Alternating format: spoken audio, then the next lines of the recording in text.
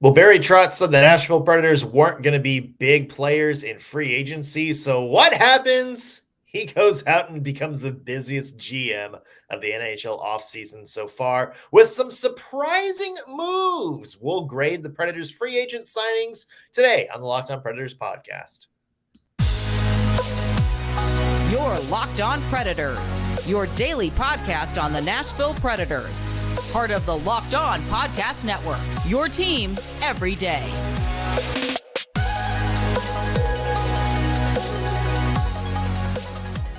Thank you for making the Locked On Predators podcast your first listen of the day. Every single day, we are your free daily Nashville Predators podcast, available to you wherever you get your podcast and on YouTube. We are a part of the Locked On Podcast Network, your team every day. And as always, want to start out with a special how do you do to our loyal Locked On Pred heads out there, the everydayers who tune into every single show. We love you guys, and we appreciate the support you give us. I'm Nick Morgan. I am a writer at Penalty Box Radio, and I have a partner in crime who last talked to you in what seems like 5 months ago based on the offseason moves at this point. I know so much has happened. It's literally been a decade. It's been a decade, y'all, since we recorded. I'm Ann Kimmel. I'm a writer at InsideThePreds.com. Yeah, today's episode also brought to you by FanDuel Sportsbook, the official sportsbook of Locked On.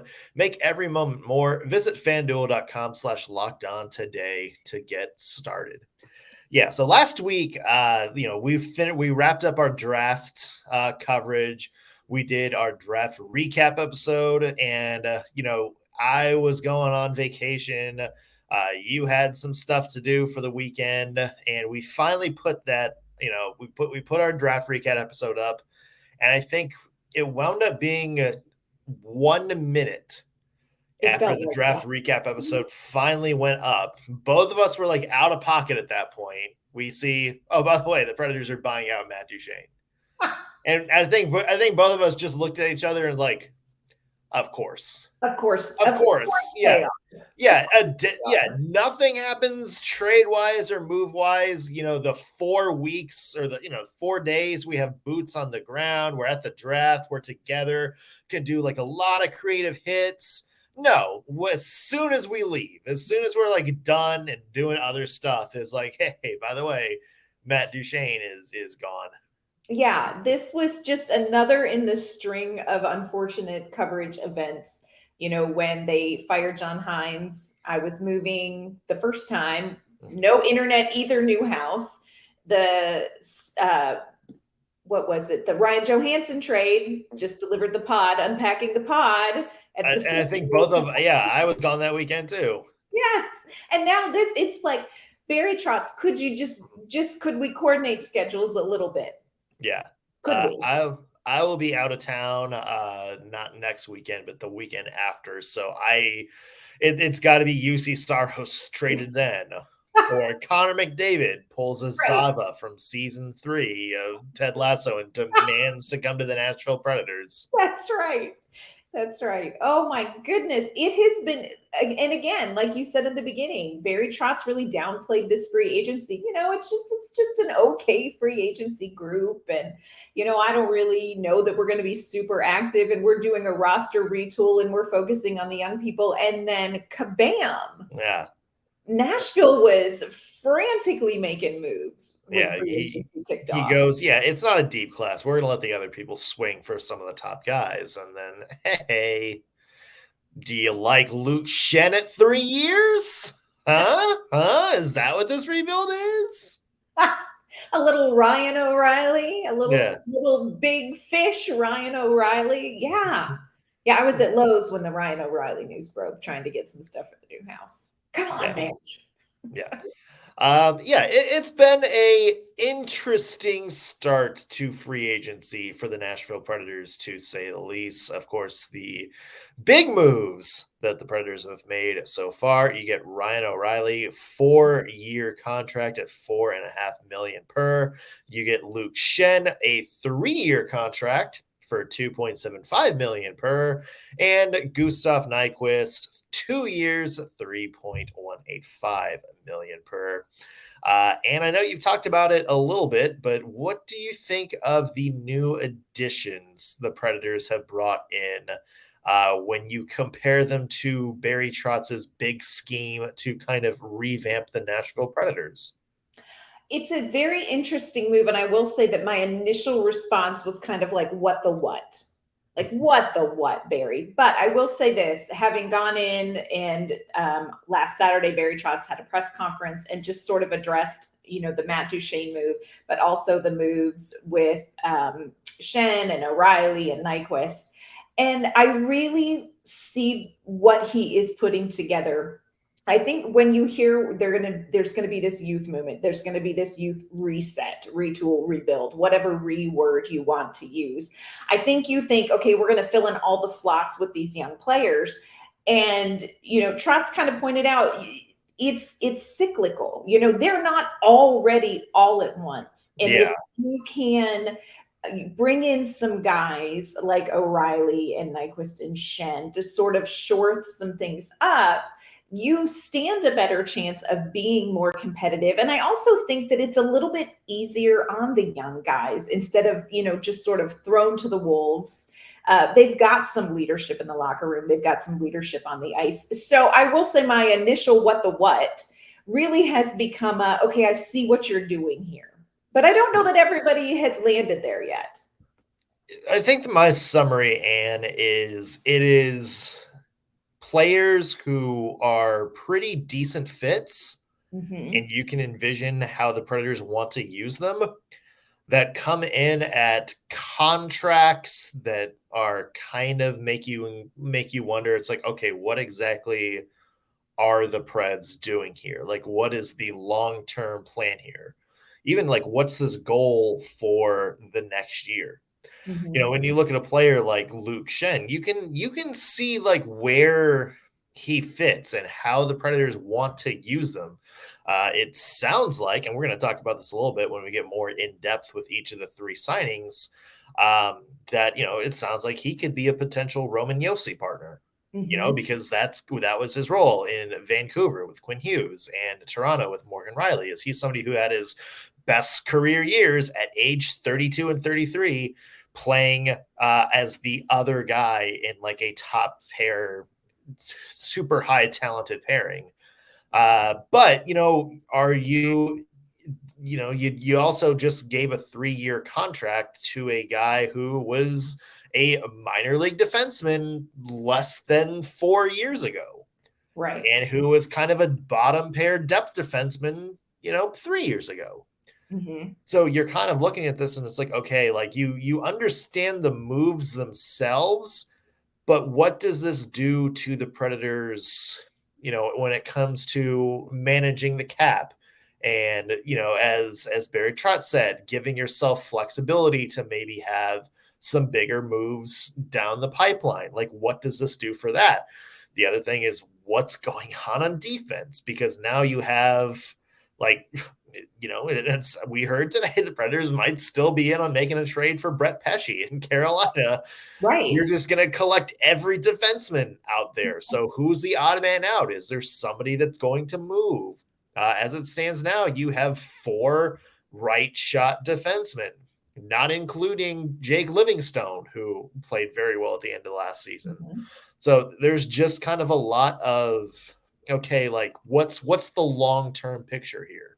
Right. And I think collecting these pieces is important. And I think that it will make more sense once we get closer to the season, once we get into training camp and you see how these pieces fit in. But I also agree with you at some point, are the Predators done? Is Barry Trotz done? Or like, you said, we've heard today, maybe the Predators are still in on Pesce. So I think these first couple moves in the first day, you're like, okay, but are they still going to be making moves? And at that point, then you really kind of have to go, okay, then what are we doing next? Because there's got to be a step 2 if you continue to bring in a couple other people. There's another step that has to happen.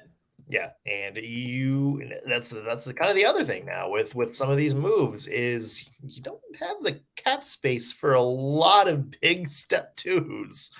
at least not this year. And we talked about them having, the cap's supposed to go up next year, but they have a 11.5 million dead cap penalty next year.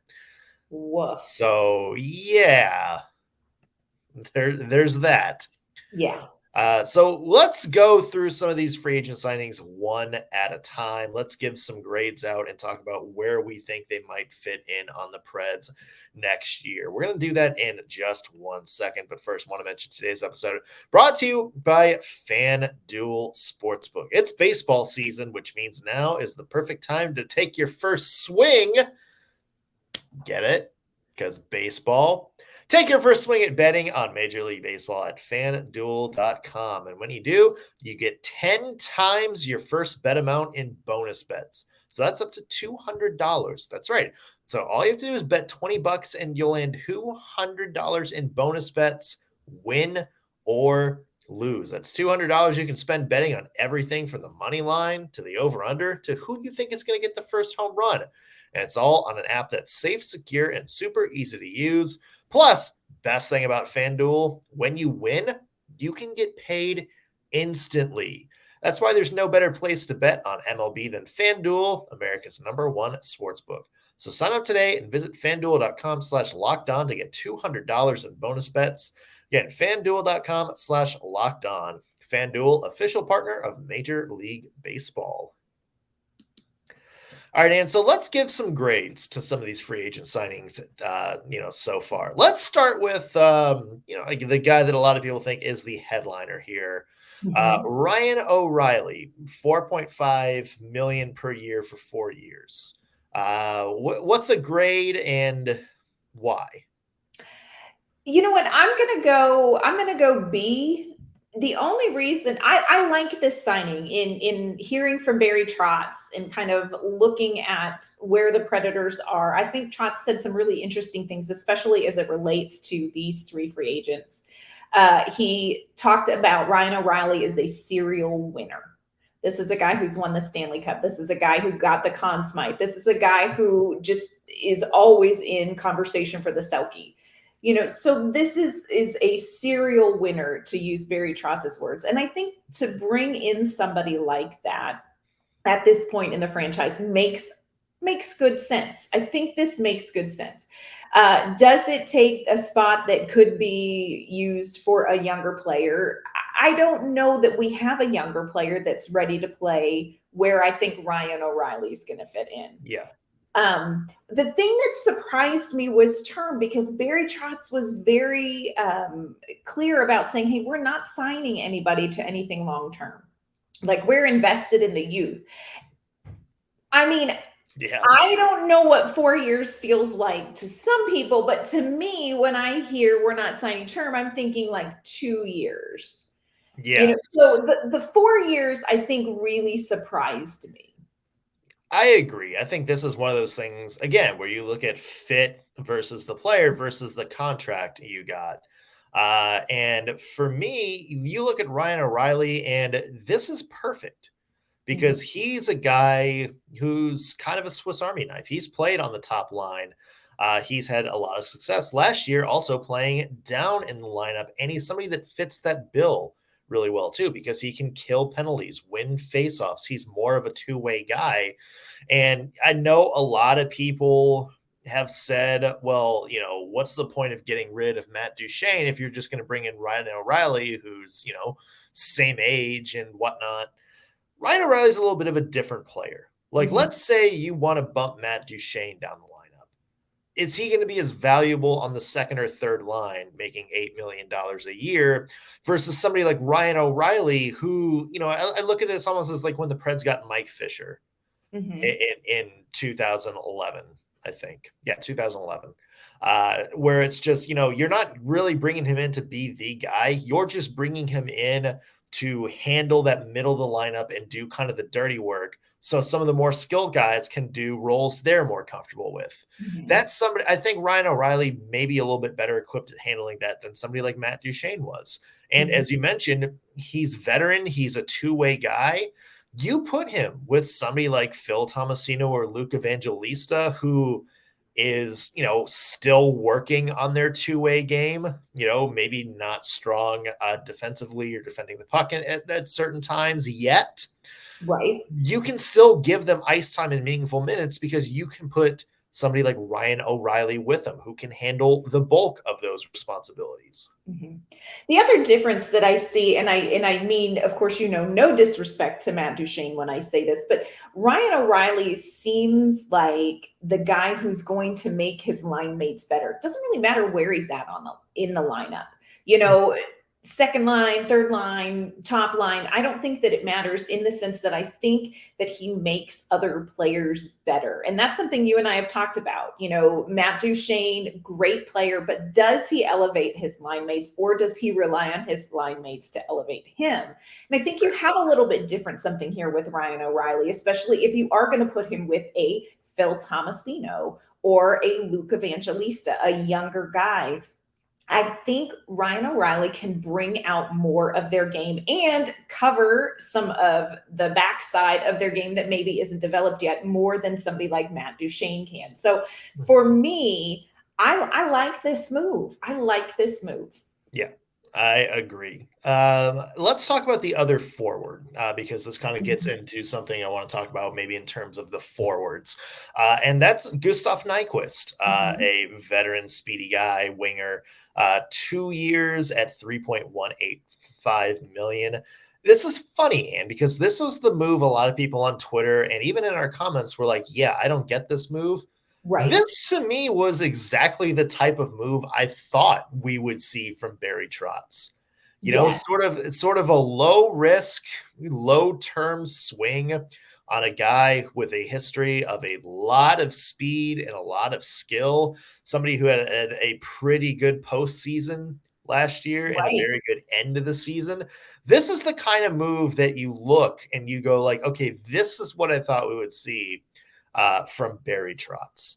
And you look at a guy like Gustav Nyquist, again, like we mentioned, brings a lot of speed to the lineup, but somebody who doesn't necessarily have to play and on your top line. You can move him down. He's somebody that would be very good, opposite, some of the younger players, or, maybe next to a guy like Tommy Novak or Cody Glass, who are not necessarily known as just breakaway fast players, but players with a lot of skill and headway to get to the net.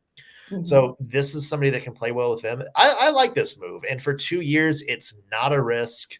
No risk whatsoever. The cap hit is fine. So I give this an A. And yeah, I agree with you. It's funny because this is kind of the one that people are like, what are we just going out and getting people? But I agree with you. This is the move that I anticipated. I didn't see the Ryan O'Reilly coming, quite frankly. But this move, didn't either.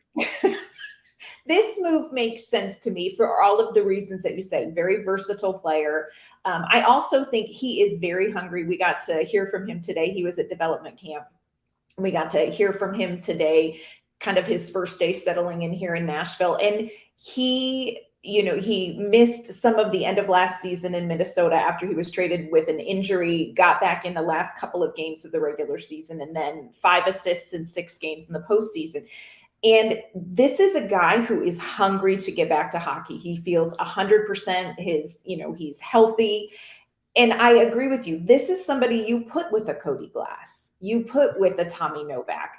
And I think it's going to bring out and develop some of their games. So I agree with you. This one for me is an A. Plus, okay, y'all, he is delightful. He was just delightful. So I really like this. He's a veteran presence, but he can relate to these guys. He can help them along.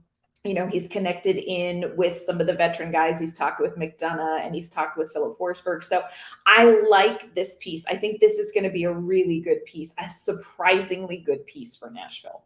Yeah. And again, you're getting him in a deal and a situation where you're not expecting him to score 40, 50 goals a year. Like if he gets 40 points, that's perfect. That's the kind of move you're making. You're just getting another skill guy to play with some of your younger skill guys to maybe help elevate them a little bit.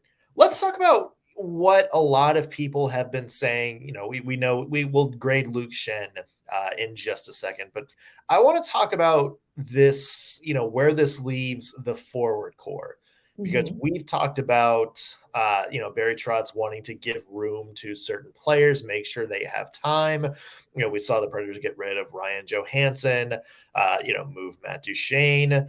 Do we think the Predators still have space to make sure that the guys they want have adequate playing time, not just in Phil Tomasino in 2022 or Ellie Tolvanen at the start of last year where they're just in the lineup, but in a lineup in a place where they can make an impact? Do we think there's still room for them to do that? I think you're going to have to be a little bit picky about who gets that. Compared to what we saw at the end of last season. At the end of last season, that roster was, 2/3 Milwaukee, 1/3 guys who have played in the NHL. So I think that it is going to be they're going to have to be a little bit particular about who's going to get those top line minutes. But I do think that there are still opportunities. And the guys getting those minutes who are playing with Ryan O'Reilly and Gus Nyquist, those guys are going to be better faster. I think they're going to learn more on the fly with these veterans than if you just kept a line of 3 younger guys out there. Yeah. And the other thing too is I think right now there are 3 guys that you want to make sure that you play next year. And that's Cody Glass, Phil Tomasino, and Luke Evangelista. I think those are the 3 young guys, and Tommy Novak also. But those are the guys that you want to make sure that they're in the lineup. They are getting a chance, and they're in places where they are, kind of featured players on whichever lines there are. I think those are the guys. And you look at the roster and the moves they've made does that. Right. You think about it, let's say Forsberg, Cody Glass up front, and there's a spot on that right line. Let's say Ryan O'Reilly's your number 2 center. You can do, Tomasino. You can do Luke Evangelista. You can have Tommy Novak either at center of the wing. So now you have guys that, I think if you look at it from a top 9 perspective in the way, because both of us think the top 9 is going to be more impactful than the top 6. I agree. Than it was with John Hines, where it's okay, our top 2 lines are the scoring lines. We think it's going to maybe expand to 3 scoring lines, and there's space for them. Yeah. There's space for those players to make an impact. Now, we might not see Joakim Kemell. But that's fine. Yeah. Give him another year. Use another year. And could the Predators have not brought in somebody and put Kemell in? Perhaps. But if you can give him another year of North American hockey, why would you not give him another year of North American hockey? Yeah. I mean, he wound up playing 3 weeks of North American hockey? That's there's no risk. Yeah. So I think, if the Predators sign 2 more veteran forwards somehow over the next, couple of weeks, then I think we might go, okay, what's going on here? But I think based on how Barry Trotz wants to play, based on what Andrew Burnett has done, I think you're going to be fine. I think you are going to see players still getting featured playing time. And I just think it's going to be more maybe evenly distributed throughout the top 9, as opposed to this first and second line. These are our scorers. The third line is the defensive, and the fourth line is kind of our scrappy line. I think there's going to be more evenly paced, and I think there's room for the Predators to do what they want there. Let's talk about the defensive signing, and Luke Schenn coming in at 3 years. It is only a $2.75 million AAV, but still a 3-year contract for a guy who a lot of people, say is, on the older side. A lot of people think, not fast, doesn't really fit in with modern NHL. But, has had a couple of good seasons. Yeah. We'll say that. What's your grade for the Luke Schenn signing overall? And maybe where do you see him fitting in on this team? For me, this is a B kind of a signing. Here's the thing. You and I have talked about the fact that the Nashville Predators have to address what's going on defensively. Like they really do have to do something defensively. And Luke Schenn brings sort of an element that we didn't really have last season, as far as somebody who plays a little bit more physical game.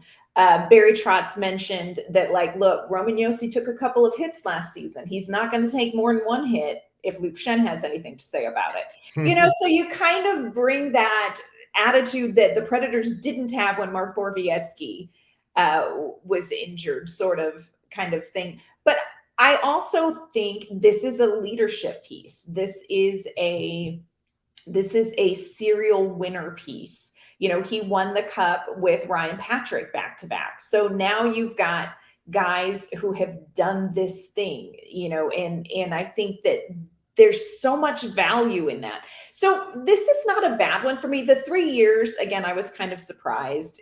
Anything over 2 years kind of took my breath away, to be honest, because my expectations were set with like short-term kind of things. But I don't dislike this. And, you had mentioned, maybe this is somebody that you see defensively with Roman Josi. Let's see how the game pace goes for Luke Schenn with that. But I mean, you could see him slotting in a number of different slots, defensively and contributing in different ways. So, I mean, I'm okay with this one. Here's my thoughts on this is I'm going to first approach this from here's why it makes sense. Here's why Barry Trotz did it. Okay. You need somebody to play with Roman Josi. That has been your biggest white whale since Ryan Ellis was traded away, is you haven't had that really good defensive partner for Roman Josi yet. Yeah. The closest you've probably had is Ryan McDonough, and there's even some room for improvement there. You need somebody to play. I saw that grimace. You need somebody to play with Roman Josi. Yes. Luke Schenn is somebody who just had arguably the best years of his career playing with one Quinn Hughes and then Morgan Riley. So there's a fit there. He's also bigger, heavier, a little bit lankier, which is something that Barry Trotz has said he wants to do on the blue line. He wants to add some size. And here's maybe the downfall of that is when he wasn't with a good defenseman, when he was just kind of expected to be, sort of an anchor on, a bottom pair role or something like that, he struggled with mediocre teams. It wasn't until he went to the Tampa Bay Lightning and he was even being used as a seventh defenseman there and kind of rotated in and out.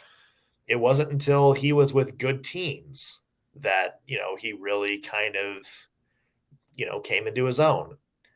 That's a concern because the Predators may kind of still be a mid team next year. Right. You also look and it's like you want somebody that's bigger. You also want somebody with some championship experience, veteran leadership. Isn't that Ryan McDonough? Isn't that also Ryan McDonough? That though, can you have too much of that? Because you can't have too much for that. But if you're bringing in person because he does X, and you already have somebody who you're paying $6.5 million for 3 more years to do that, then that's kind of okay. Like, could that, are we investing too much in a certain thing? And the last thing is, what are you doing on defense right now? Because this isn't just like this isn't just a 1 year, let's see how it goes for Luke Schenn. You have him for 3 years. And if it goes wrong, that ain't an easy contract to move. I know it's just $2.75 million, but in next year's flat cap, it's not going to be an easy contract to move. Plus, then what happens to Alexander Carey? What happens to Dante Fabro? Like, what happens to Tyson Barrie on the right side, who you still have on the roster? If Ryan McDonough is not playing with Roman Josi, he didn't play very well anywhere else last year. So what becomes of him? And it's just a lot of, okay, like who's kind of the odd man out? Like, obviously, like the defense needs to be revamped a little bit. I think you and I have talked about this, but I think it's, a big commitment before you kind of figured out what you have. Yeah. And I do think that the defense needs to be straightened out. And you have to remember that you have players like Dante Fabro and Alexander Carrier. Both of them have just signed contracts. Carrier 1 year, Fabro 2 years, but they're still trying to prove what they can do on this team. And so in a lot of ways, those two guys absolutely have to have quality ice time for the Predators to assess them. So who is the guy that's not going to get quality ice time? Who is, you know what I'm saying? Yeah. And I think that's where you kind of land. How is this going to shift out on the blue line? If you put Schenn with Roman Josi, then what? Yeah. Then what? And there's a lot of question there. Yeah, and to be fair, that's probably the first thing you need to fix is that top pair. Like, who's with Roman Josi? Because that's your franchise defenseman. So how do we get him going? So I get that. It's just it's going to be interesting to see what the Preds do on the blue line. As we mentioned, they're apparently still kicking the tires on some trades, namely, somebody like Brett Pesce. So, yeah. I always want to call Joe Pesci and friends. That is not a hockey move. No, it is not. No. So it's going to be interesting to see what they do. Coming up in another episode, we are actually going to be doing some line predictions. So stay tuned for that. Anne, where can people find your work? You can find my work online at InsideThePreds.com. You can find me on Twitter at AnnK_Mama on Ice. You can find me at penaltyboxradio.com. Follow me on Twitter at _NSMorgan. That's going to do it for today's episode. Thanks for making us your first listen of the day. We'll be back tomorrow with an all new one. We'll see you then.